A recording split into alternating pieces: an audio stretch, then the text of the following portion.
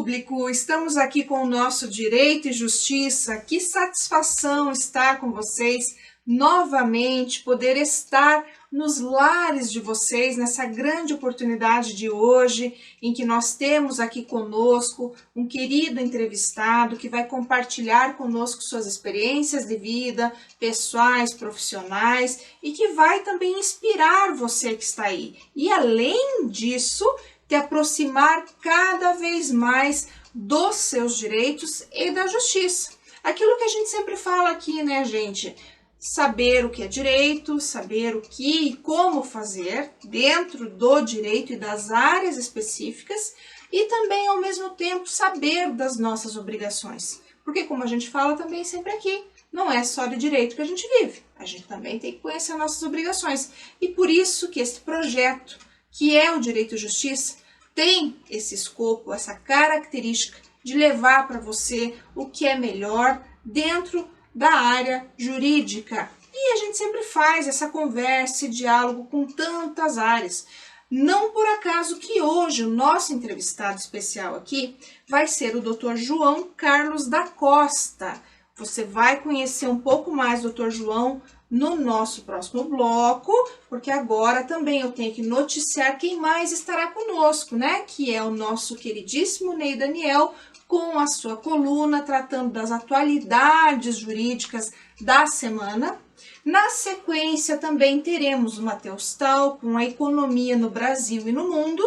E também ao final contaremos com a coluna super especial do nosso querido Dr. Leonardo Scholl Ramos, que vai falar um pouco para nós sobre o direito de família e sucessões de forma descomplicada. Então, pessoal, antes da gente começar com a nossa entrevista com esta pessoa queridíssima que está aqui conosco hoje, eu vou chamar o nosso break.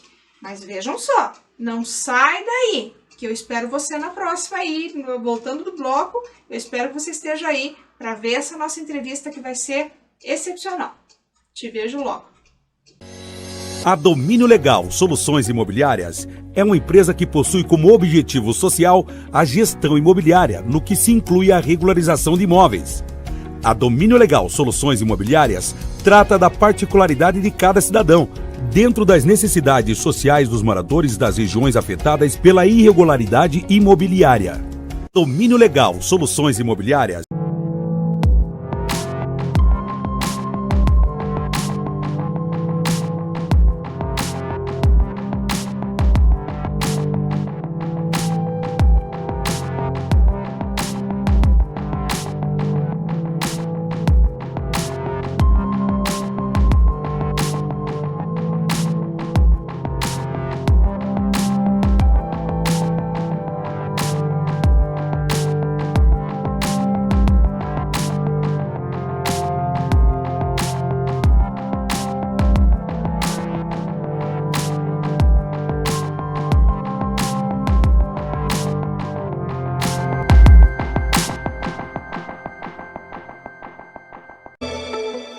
Olá, querido público, como eu prometi para vocês, estamos agora aqui então no nosso primeiro bloco e eu tenho a grata satisfação hoje de contar aqui com o nosso convidado especial, que é o Dr. João Carlos da Costa. Doutor, seja muitíssimo bem-vindo ao Direito e Justiça.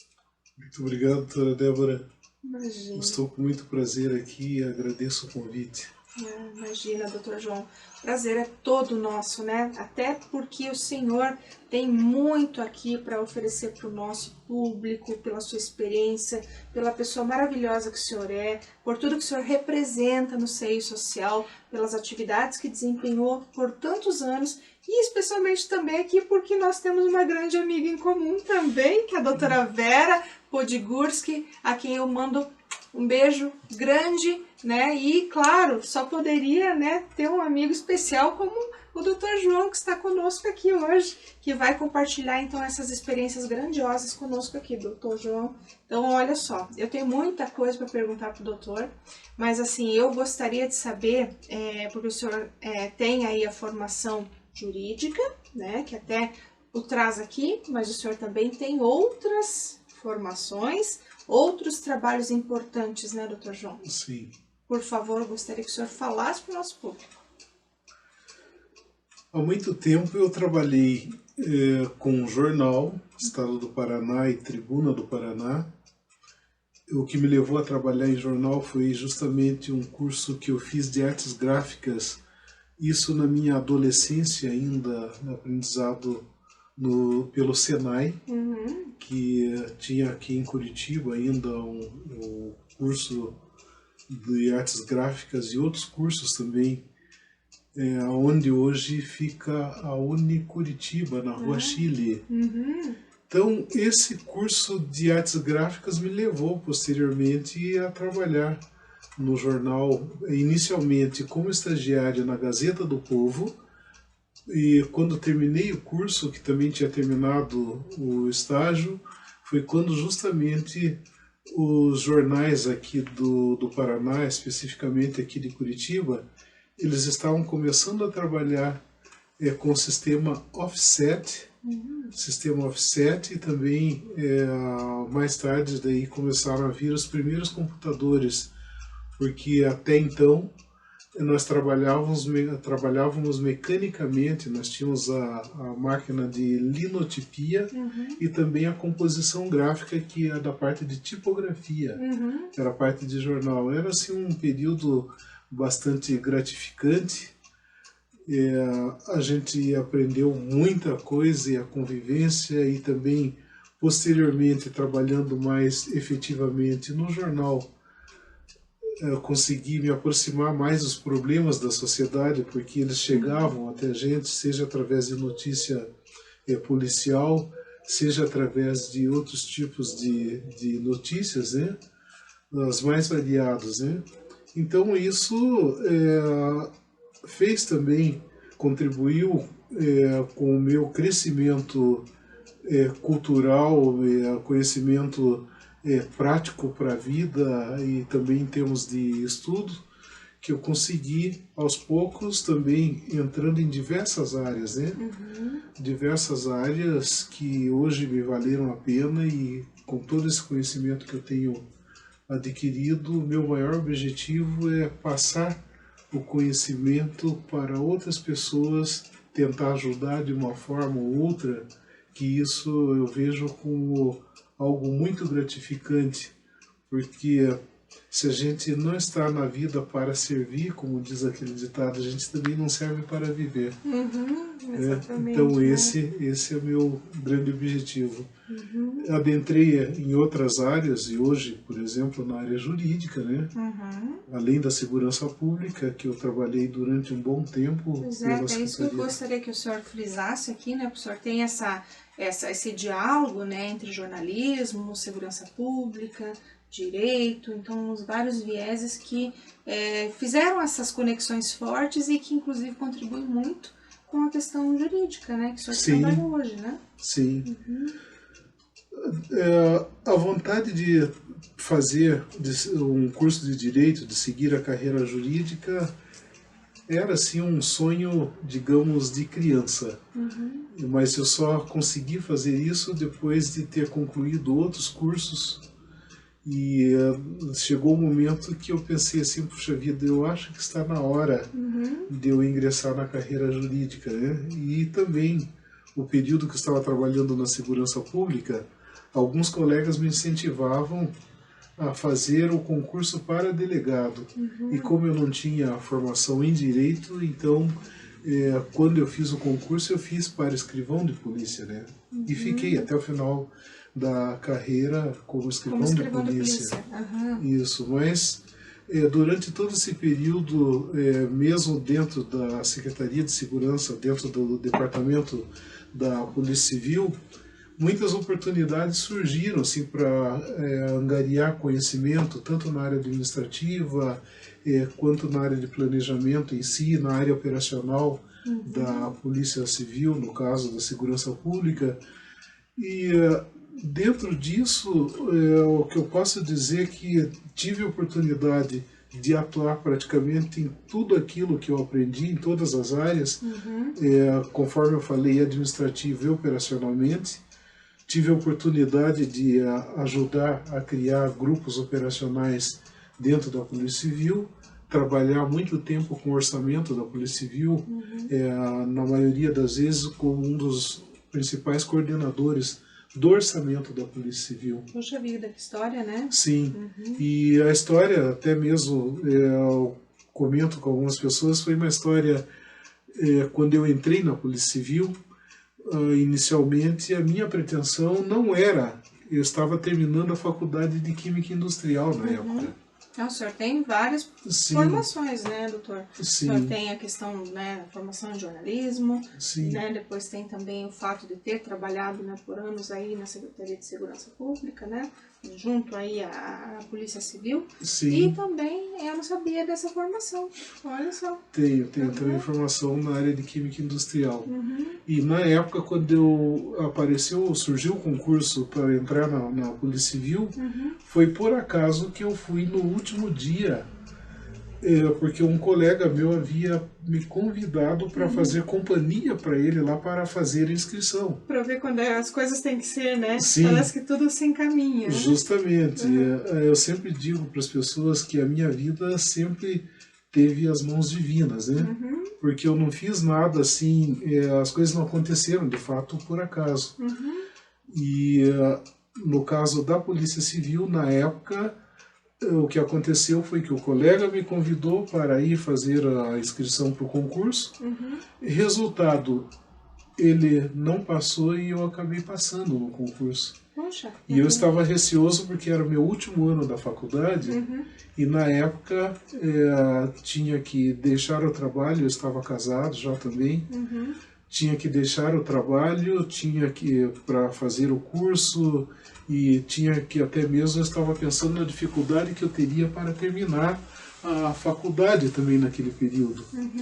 Mas, no entanto, tudo foi se encaminhando sob as bênçãos divinas, conforme eu reafirmo que houve alteração, inclusive, no período de frequência do curso, que antes ele era mais curto e durante todo o dia e a noite, e naquela época, para mim, iria dificultar para fazer o curso para entrar na Polícia Civil.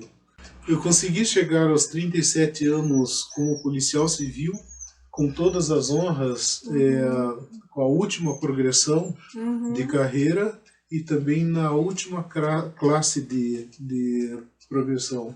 Ou seja, sair na primeira classe como policial civil, que normalmente a gente entra como escrivão de polícia na 4ª classe e depois a gente, dependendo dos méritos, a gente chega até a primeira classe. Que bacana. E eu, no último nível também de progressão, que hoje nós temos 11 níveis de progressão dentro da Polícia Civil, eu consegui sair no último também, com diversas honrarias, inclusive medalha de bronze, medalha de prata e medalha de ouro, além de outras homenagens recebidas, certificações dentro da Polícia Civil, fora da Polícia Civil, pela Assembleia Legislativa, muitas homenagens recebidas, Câmara Municipal. Então assim foi a minha vida dentro da Polícia Civil. Então foram 37 anos ali, né? 37 anos de serviços prestados para a comunidade, e eu faço questão de dizer isso, graças a Deus, com toda a honra e toda lisura de comportamento ético desde o início até o final. Em nenhum momento eu me desdobrei, porque as pessoas tinham assim uma outra imagem da polícia. Inclusive, quando eu entrei, teve pessoas que chegaram a falar assim: olha, você vai ser corrupto, você vai ser ladrão porque você entrou na polícia. Eu, graças a Deus, nunca precisei disso.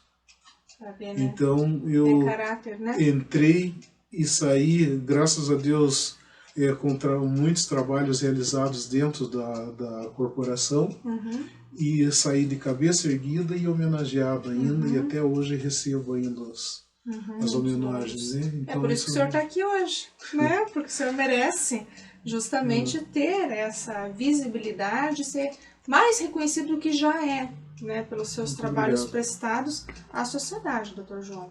Mas veja só, o senhor ainda volta comigo aqui, que agora eu tenho que chamar o Ney Daniel, porque ele tem umas notícias bem importantes para dar para o nosso telespectador. Ney, o que nós temos aí nessa semana?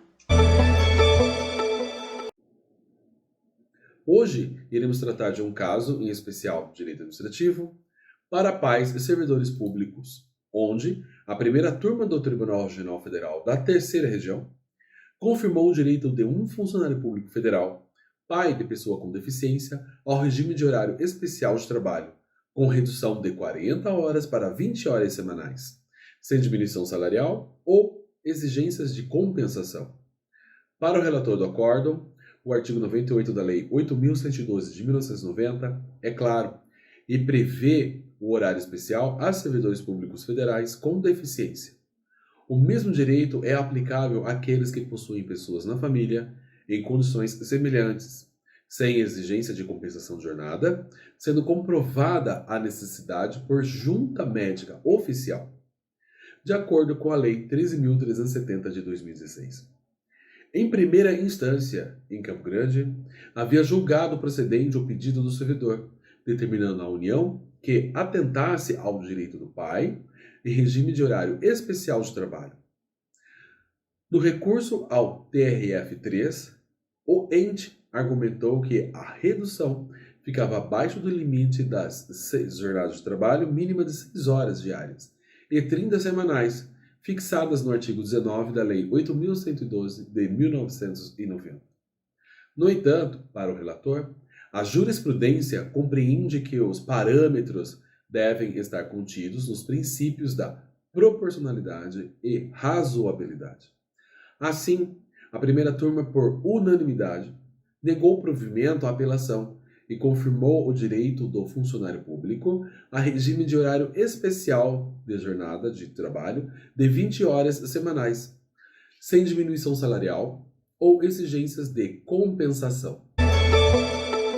Bom, meu público, como eu prometi para vocês, nós voltamos aqui então com o nosso segundo bloco e agora vamos continuar conversando com o Dr. João, mas agora eu quero saber, Dr. João, porque dentro de tudo que você já fez durante a sua vida, pessoal, profissional, eu sei que agora você tem um trabalho muito importante na OAB Paraná, na Comissão de Igualdade Racial, que inclusive lá você faz trabalhos maravilhosos junto com a nossa querida amiga, em comum, que é a doutora Vera Podgorski, e com tantos outros colegas maravilhosos que lá estão também para defender direitos, que é o caso aqui, inclusive, do nosso programa Direito e Justiça. Eu gostaria, né, que você comentasse conosco ali um pouco sobre esse trabalho. Não sei quem está presidente hoje até, se puder também, com certeza o colega deve ser muito enaltecido aqui também pelo trabalho belíssimo que deve estar fazendo perante, né, e à frente desta comissão. Se eu puder falar um pouquinho para o nosso público. Sim, hoje o presidente da comissão é o Dr. Cássio, e a doutora Vera Podgorski, que é a vice-presidente, inclusive, da comissão. E sobre os trabalhos, muitos trabalhos relacionados ao combate, principalmente ao racismo, isso aí, e também à intolerância, né, racial, em essência. E o trabalho que está sendo desenvolvido pela comissão é excelente, independente de qualquer coisa, porque até eu não posso diretamente falar em nome da comissão, mas a comissão procura, as pessoas também têm procurado a comissão, mas a comissão tem sido bastante pontual em casos principalmente relevantes, assim, que tem tomado uma certa abrangência, comoção, em alguns casos aí que são divulgados. Então a OAB, a Comissão da Igualdade Racial, ela tem trabalhado muito em cima disso. Mas em termos assim de luta contra o racismo e pela igualdade racial, uma experiência que eu posso citar também aqui, eu fui vice-presidente da Comissão de Igualdade Racial do Estado, lá do Conselho, do Conselho de Promoção da Igualdade Racial, e naquela época, quando foi criado o Conselho, nós fomos a primeira diretoria executiva, e era a Edna Coqueiro, uma grande amiga nossa, que era a presidente do Concepir, e também o Concepir, até hoje ele é formado lá por entidades organizadas, né, também as entidades sociais, e também órgãos do governo que participam, e também, além disso, da sociedade civil, né, que participam. Ou seja, uma junção ali de órgãos, ali a sociedade civil, COSEPIR, para poder fazer esses trabalhos, né? Isso, e na época, quando 2013, nós demos as primeiras estruturas lá para o Concepir, e hoje o Concepir ele está reconhecido, tem outro presidente, outra presidência, outra administração, e acredito que esteja fazendo também um bom trabalho, mas o pontapé inicial, na época, fomos, no caso lá, a doutora Vera, a diretoria lá, e no caso eu como vice-presidente, nós que alavancamos os trabalhos lá, e já demos também o pontapé inicial para a criação do próprio fundo que hoje existe, né? Então isso aí foi bastante importante para a defesa da igualdade racial. Isso para chegarmos hoje, né, nessa situação que nós temos hoje, de realmente reconhecer direitos, né? Nós tivemos um caso até, eu imagino que o doutor também conheça, uma queridíssima amiga, Mariana Lopes, também, doutora, que passou por uma situação muito desagradável, recentemente, né, vexatória, e também, na época, eu tive a grata satisfação de tê-la no programa também, e ela relatou uma situação muito desconfortável, muito triste, que infelizmente ainda acontece muito, a despeito de toda a luta que tem sido promovida em prol da igualdade. O que é espantoso, né, doutor João? Porque assim, em tempos, né, em 2023, nessa época, com tantas questões que nós já ultrapassamos, nós ainda temos que nos deparar com situações deste tipo. Em pleno século XXI. Então é triste a gente ver, porque a gente sabe que o preconceito, a discriminação em si é por falta de conhecimento. E é triste a gente ver, porque a falta de cultura em diversos aspectos também, né? Porque quando a gente remonta a história antiga do Brasil, República, e também do período de escravatura, a gente vê que não só, é lógico, teve a questão dos negros que foram praticamente abandonados, jogados depois para favelas, porque não tinha nem onde morar, depois que foram, entre aspas, libertados, né? Com a Lei Áurea, e também por conta assim, de desmandos mesmo, né? No caso lá, a população negra simplesmente foi considerada como coisa, né? Como coisa durante muito período, muito tempo. Então, muitos direitos só foram conquistados com o tempo. E até hoje ainda a gente continua brigando por direitos, e o mais triste a gente vê que a nossa sociedade, embora, digamos assim, mais culta, muita gente diz assim, olha, eu não sou racista, eu não tenho preconceito, mas a fala é uma e a atitude é outra, né?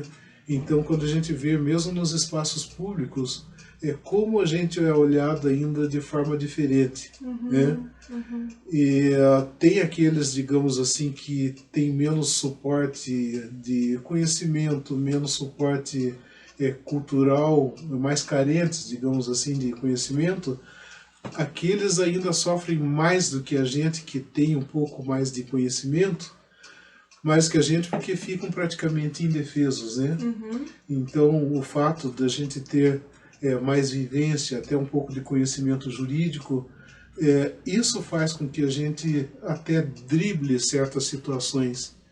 E também a gente aprende a enxergar pelo comportamento das pessoas, pelos olhares das pessoas, eu vejo isso em diversos lugares onde eu passo. Então tem pessoas que, pela minha maneira de ser, pela convivência que tem comigo, alguns até acham, dizem assim, puxa, mas você não é negro. Eu digo, não, eu sou negro, sim senhor. Né? Então alguns casos que eu presenciei, cheguei a chamar a atenção de colegas, né, que estavam discriminando pessoas negras e sem perceber que eu era um negro amigo dessa pessoa e que estava na frente dele. Meu Deus. Para você ver, né, até que ponto nós chegamos, né? Então é uma situação assim, bastante constrangedora e a gente observa e na medida do possível a gente tenta corrigir. Mas eu sempre digo que hoje tudo está na infância. Então, na educação da infância, tem que começar pela infância a não criar, a fazer com que a criança crie preconceitos, porque se o adulto tem preconceito... É um reflexo, né? É reflexo da infância. Alguém ensinou a criança que deveria ter determinados tipos de preconceito. Então, isso aí são coisas que eu sempre penso, é mais difícil a gente trabalhar sobre os efeitos do que trabalhar as causas. E muita gente mesmo órgãos públicos trabalham muito sobre os efeitos de todos os tipos de problemas e não trabalham nas causas. E isso eu vejo como essencial. No caso, por exemplo, é lógico que nunca vai se eliminar o preconceito, a discriminação. Eliminar vai ser difícil, mas pode sim ser reduzida com o tempo. Né? Então isso começa pela infância, pelo ensino fundamental. Né? Então são coisas que eu vejo que não só nós que hoje estamos dentro de entidades que defendem a igualdade racial, mas também com outras pessoas que também corroboram esses movimentos. Né? Isso é importante demais e eu acho que todos nós temos que fazer a nossa parte, né? E a partir do momento que todos entendermos a importância de que nós tenhamos a igualdade, né? E que não há qualquer distinção, o mundo vai ser muito melhor. Mas eu particularmente, Dr. João, a partir de tudo isso que eu estou vendo, pelo menos, né? Acho que de uns 5 anos para cá o mundo mudou muito. Sim. Né? Eu consigo enxergar hoje, com todos esses movimentos que nós temos sociais, políticos, enfim, que houve uma melhora, né?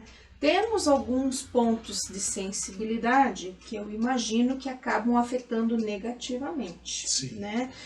Muitos movimentos que, no meu sentir, por exemplo, vêm com o intuito de contribuir, mas que acabam gerando, eu não sei se é o seu sentir também, né? Sim. Acabam gerando uma certa discussão mais acalorada em rede social, né? Coisas que acabam prejudicando um pouco mais a esse avançar, né, esse sucesso, para que a gente consiga essa igualdade efetiva que, assim, para mim é inconcebível que não seja visto, porque, gente, não tem porquê, isso é absurdo, que um histórico lá de trás, uma situação que poderia ter contemplado qualquer né, foi uma história, foi um povo sofrido que acabou passando por uma situação que levou ao que aconteceu lá no Brasil, na República, né? Até eu lembro muito bem da época de Chiquinha Gonzaga, né? O grande movimento que ela fez, inclusive, na época, né?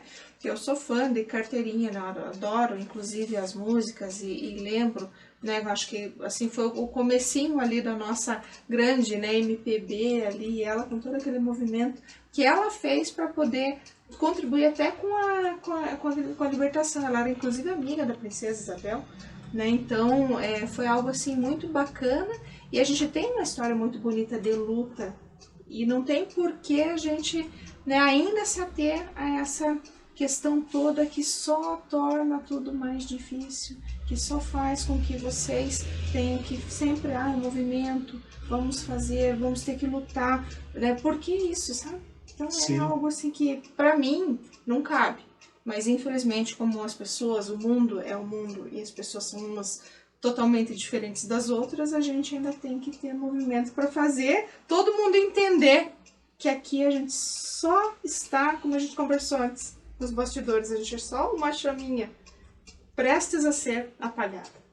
Então não tem diferença de cor de pele, a gente é espírito que está aqui no momento, na Terra, para fazer alguma coisa, né, para a qual a gente foi chamado para fazer.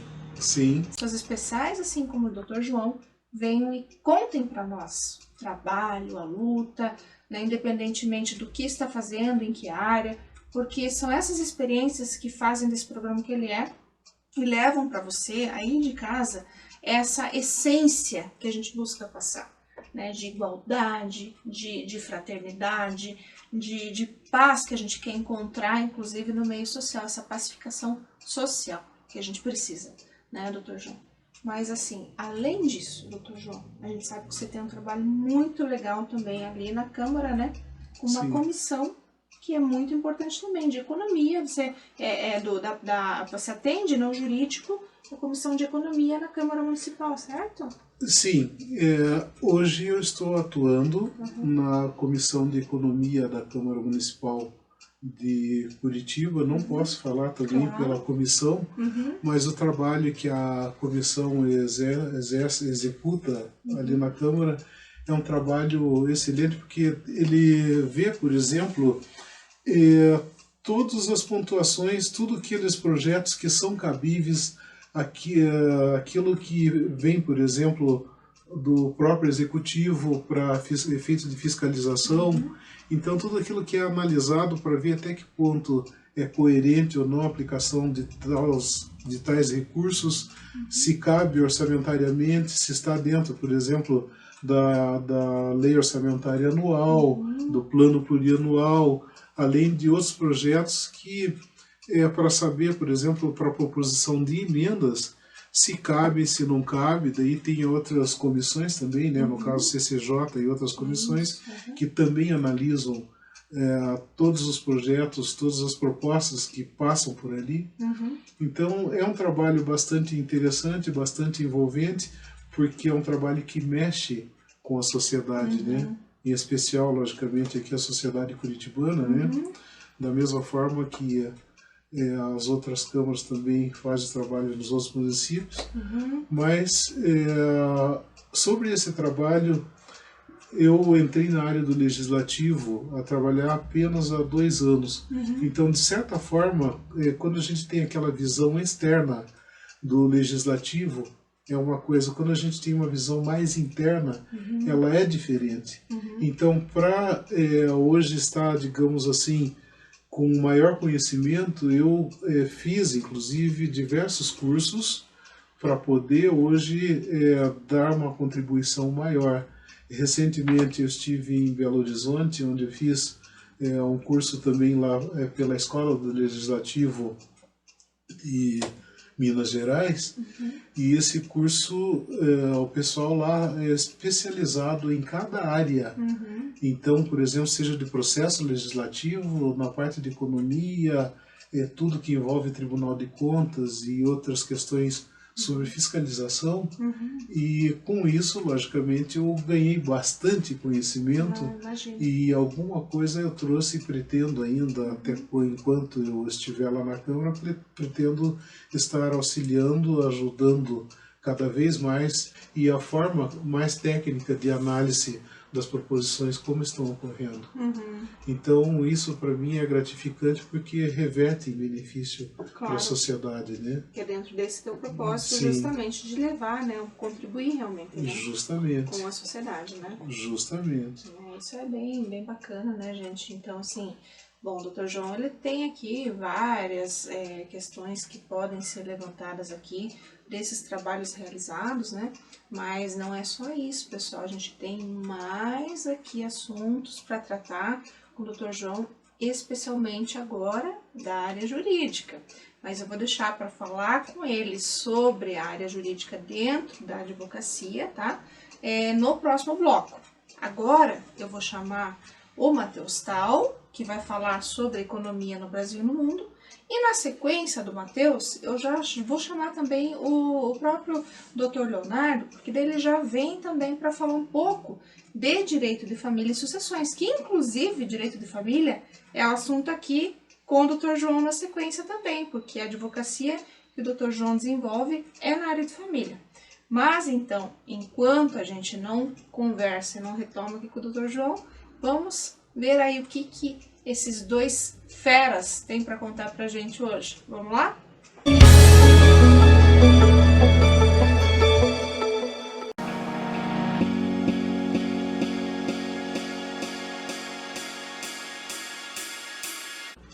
Olá, meu caro amigo telespectador, que cá está nos prestigiando mais uma vez em nossa coluna sobre a economia. E hoje eu gostaria de tratar um pouquinho contigo, de maneira muito breve, a respeito do resultado para o PIB brasileiro no primeiro trimestre de 2023, cujo resultado apresentou uma variação positiva na ordem de 1,9% em relação ao quarto trimestre de 2022, na qual havia sido apresentado, inclusive, uma variação negativa, ou seja, salta aos olhos justamente em função de ser uma leve reversão de uma tendência de arrefecimento que estava começando a se esboçar ali a partir do final de 2022. Também chama a atenção especificamente pelo fato de ser um crescimento considerado acima das expectativas que estavam sendo projetadas pelo mercado. Além disso, essa taxa foi considerada a terceira maior dentre as economias que integram a OCDE, ou seja, ali entre as 34 economias integrantes desse agrupamento econômico, sendo um resultado bastante relevante. Entretanto, isso acaba ainda esbarrando em sentido de uma interpretação de uma tendência de crescimento que tenderia a se esboçar novamente na economia brasileira, justamente levando em consideração outras dificuldades justamente relacionadas, por exemplo, à própria política monetária, a questão das taxas de juros e sobre a pujança, sobre a estabilidade em se manter esse ritmo de crescimento ao longo dos próximos trimestres e ao longo dos próximos anos. Com isso, eu me despeço de ti, meu caro telespectador, esperando ter te passado informações relevantes sobre a economia e te aguardo até a próxima semana. Muito obrigado!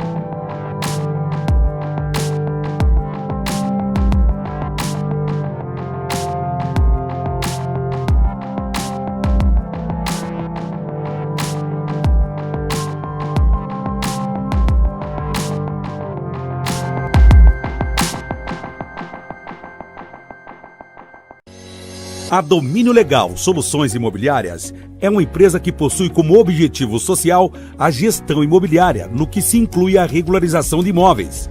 A Domínio Legal Soluções Imobiliárias trata da particularidade de cada cidadão, dentro das necessidades sociais dos moradores das regiões afetadas pela irregularidade imobiliária. Domínio Legal Soluções Imobiliárias.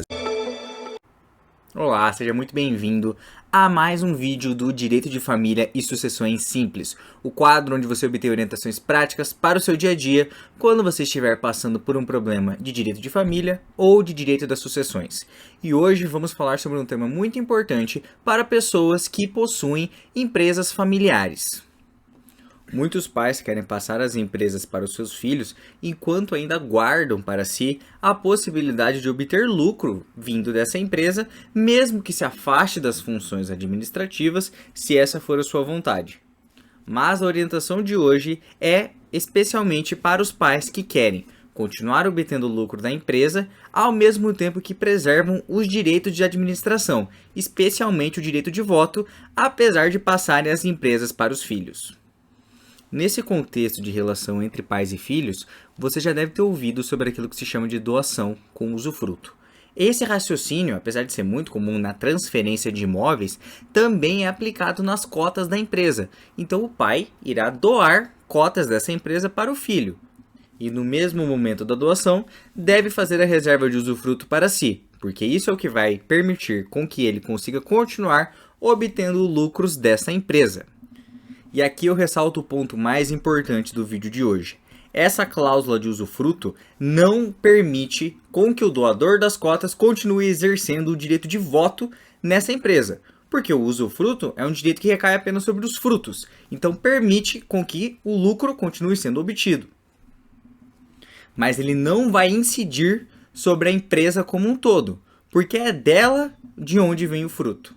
Então, na hora de fazer a sua doação de cotas para os seus filhos, que agora vão se tornar os proprietários dessa empresa, caso você pretenda continuar exercendo o direito de voto, faça constar no documento de doação uma cláusula de direitos políticos, porque isso vai permitir com que você continue exercendo o direito de voto e de administração da sua empresa.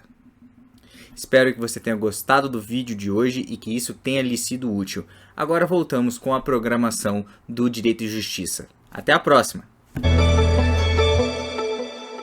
Bom, meu querido público, voltamos então com o nosso terceiro e último bloco, aqui também para falar agora um pouco da área do direito, mais do direito na advocacia. Como vocês sabem, a gente fala aqui do direito na magistratura, quando também de professores de direito, que também vocês já viram aqui vários professores de direito, também em relação ao Ministério Público e também, claro, na advocacia, que o advogado é indispensável à administração da justiça e é aquele que pode ingressar para que você obtenha aí o seu direito. Então, o advogado justamente é aquela pessoa que eu sempre falo que vai motivar, que vai acionar o Poder Judiciário, que vai fazer com que o juiz saia da inércia e possa, então, proferir uma decisão, que o juiz está esperando que a parte, então, ingresse com a ação,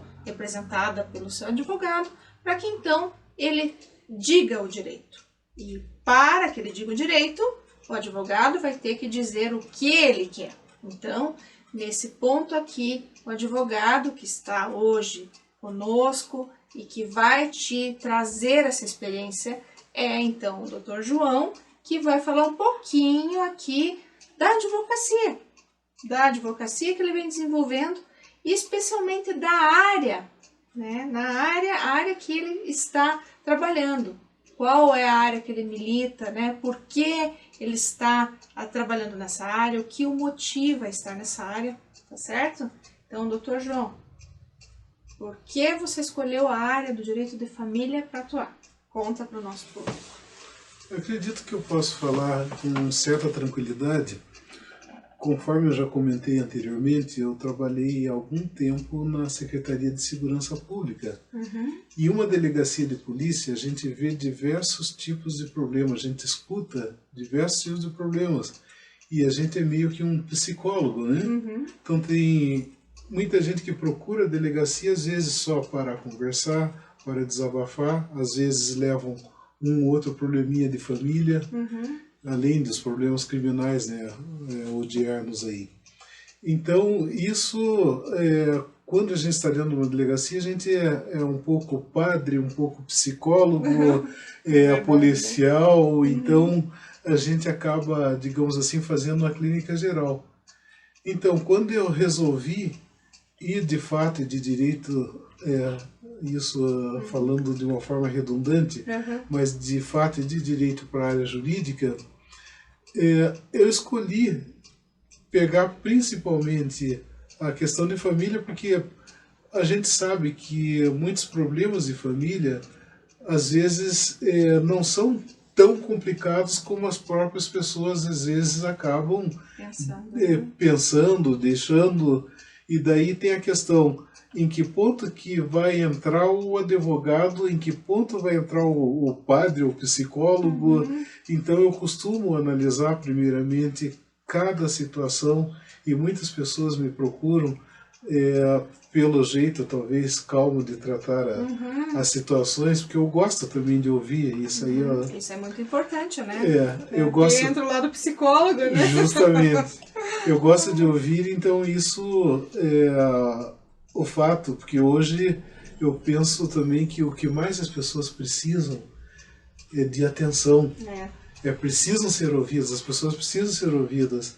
E uma vez eu vi um provérbio que dizia que o melhor presente que a gente pode dar para uma pessoa é justamente a nossa atenção, a atenção, a nossa atenção.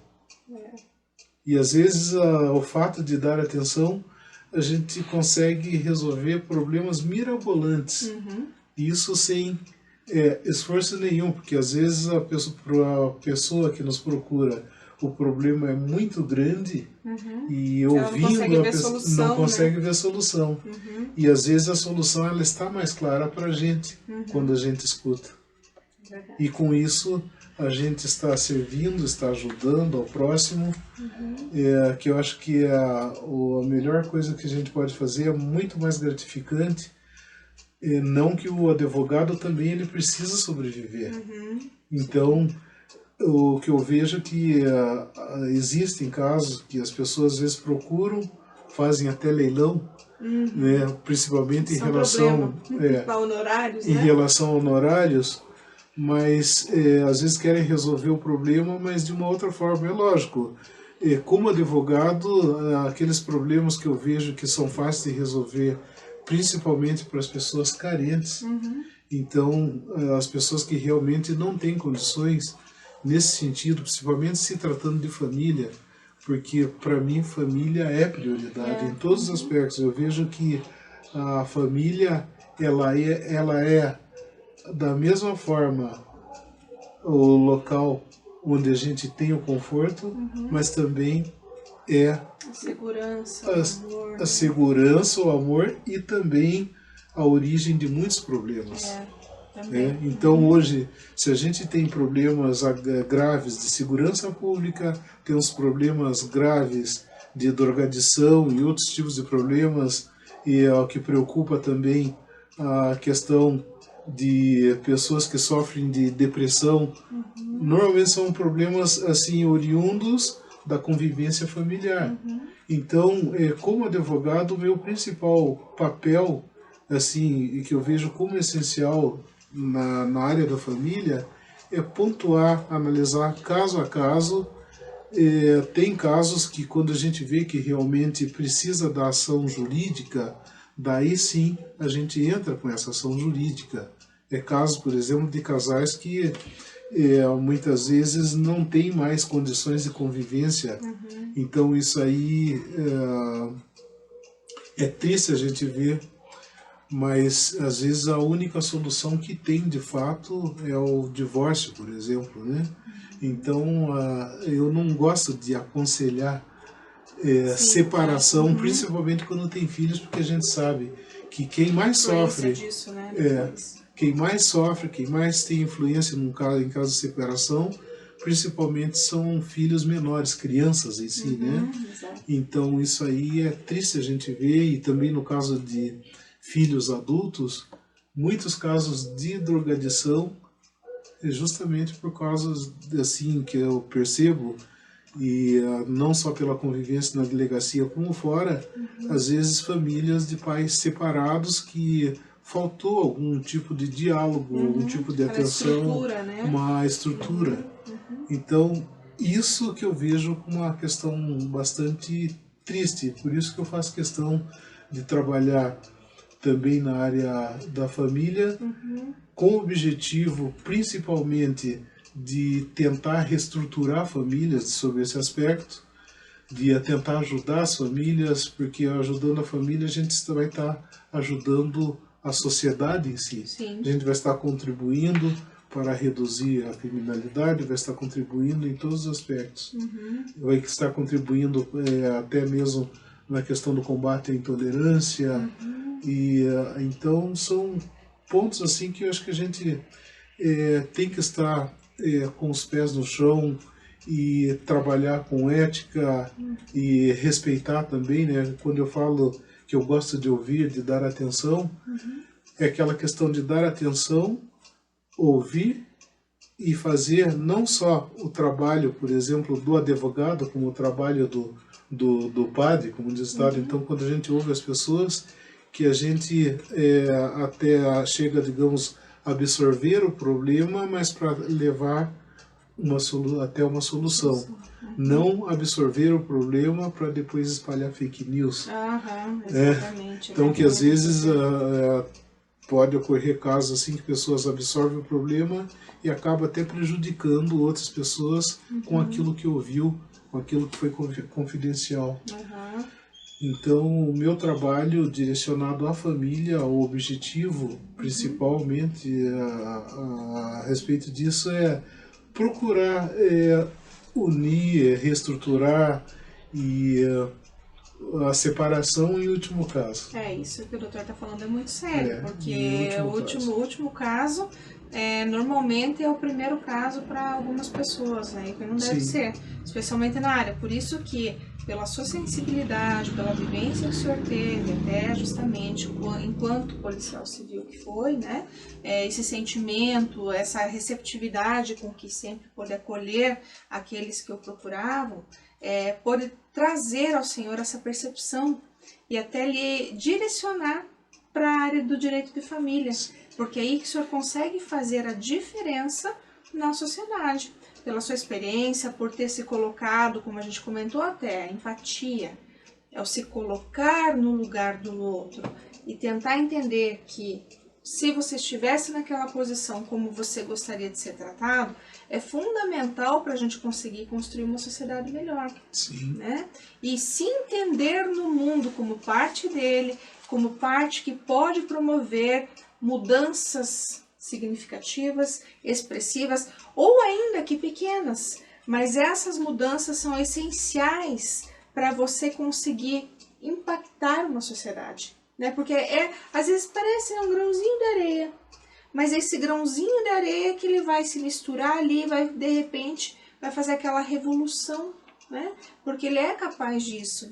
Quando você faz a tua parte, você espalha o bem, você consegue se colocar diante ali da sociedade com o seu papel, com aquilo que você se propõe, com as suas experiências, você consegue mudar o mundo, né? Com uma atitude, porque essa visão que a gente precisa é alguém que teve uma visão lá dentro de uma delegacia, escutou muitos casos, muitas situações, né? Como ele falou, né? O doutor se colocou como psicólogo praticamente ali, né?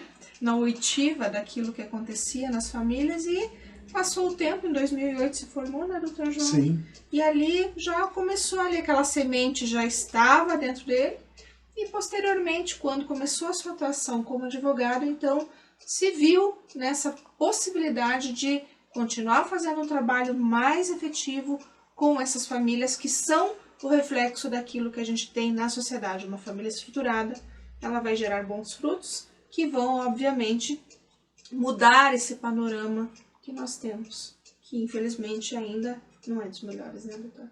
Sim, e eu gosto de levar a sério aquela teoria que diz que nós não devemos criar um mundo melhor para os nossos filhos, mas criar filhos melhores para o mundo.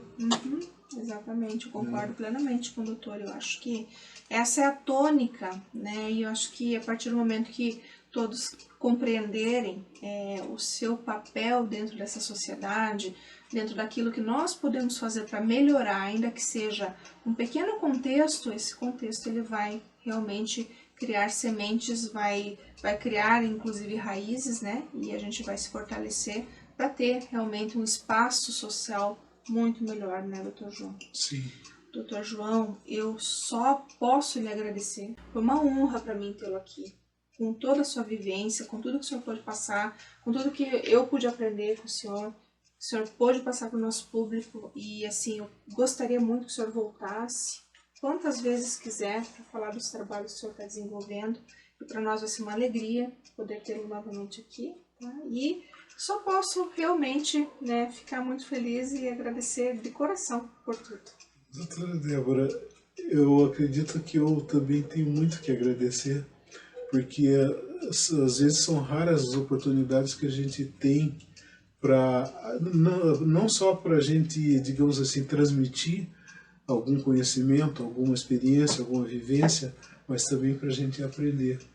E a vida é uma eterna escola, a gente aprende todo dia. Quem diz assim, eu já sei tudo, está se enganando, né? Então, para mim é uma grande honra estar aqui, agradeço o convite por estar presente e com certeza, se for convidado outras vezes, eu virei com o máximo prazer, sim. Com certeza, e vai ser sim. E eu deixo o meu agradecimento à doutora Débora, ao Ney, agradeço também ao público que está presente assistindo aí também, se eu pude transmitir alguma coisa de fato boa que pôde contribuir para o crescimento, não só individual, como o crescimento familiar, que é o que eu julgo essencial. Então eu agradeço e desejo uma boa noite a todos aí. Muito obrigada, viu, doutor João? Eu só posso agradecer, né? E agradecer especialmente pelo profissional e pela pessoa que o senhor é, que é extremamente, né, diferenciado a considerar aí o mundo que nós temos enfrentado, né, com tantas situações atípicas que muitas vezes são difíceis e que nós precisamos realmente contar, né, com pessoas como o senhor, que é essencial para a nossa sociedade. Gratidão, né, e agradeço muito aí porque realmente estamos numa TV que vai poder propiciar aí o alcance, né, dessa informação a várias pessoas, né, que é a TV Profissão, e a gente consegue, a partir disso, levar e inspirar tanta gente, com certeza com as suas palavras, com a sua experiência, com essa grata satisfação que o senhor promove a todos nós por estar aqui hoje, tá bom? Muito obrigada, viu? Eu que agradeço. Seja muito bem-vindo sempre aqui conosco. Muito obrigado. Tá certo? Direito e Justiça, mais uma vez, está encerrando essa edição maravilhosa. Eu, como apresentadora, sempre muito satisfeita e muito feliz por estar aqui novamente. E espero que hoje eu, mais ainda o meu convidado, tenhamos levado um pouquinho mais de conhecimento, um pouquinho mais de informação para você, querido amigo, querido telespectador que está aí e que nos acompanha semanalmente. Me despeço na certeza de que pudemos, especialmente o meu convidado, te aproximar um pouco mais dos seus direitos e também da justiça. Um grande abraço e até a próxima semana.